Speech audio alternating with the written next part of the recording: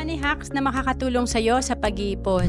Una is magkaroon ng disiplina sa paghawak ng pera. Kung may spending habit, ay meron ding saving habit. Dapat i-challenge mo yung sarili mo na gagastos ka lang sa isang buwan kung ano talaga yung nasa budget mo lang. Importante kasi yung disiplina kasi pag wala tayong disiplina or control sa paghawak ng pera, talagang hindi natin to masisimulan at hindi natin magagawa ng tuloy-tuloy ang pag-iipon. And then pangalawa, gumamit ka lang palagi ng cash sa tuwing may bibilhin ka.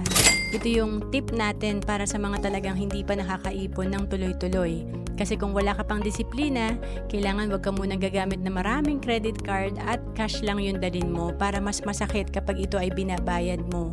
And then pangatlo, alisin ang mga trigger sa paggastos. I-check natin saan ba tayo napapagastos? Sa mga online na purchases ba natin or madalas ba tayong bumili online o kaya naman pagpunta natin sa mall. So ito yung mga iiwasan natin. Kung sa app, syempre alisin natin yung app na kung saan tayo napapagastos, and of course yung pagpunta natin sa mall i-control din natin, or kung pupunta man tayo, pwede magdala lang tayo ng maliit na cash na willing tayong mawala or gastusin sa araw na yon. To know more about savings and investment, message mo lang ako sa FB, Roann Celis Capistrano.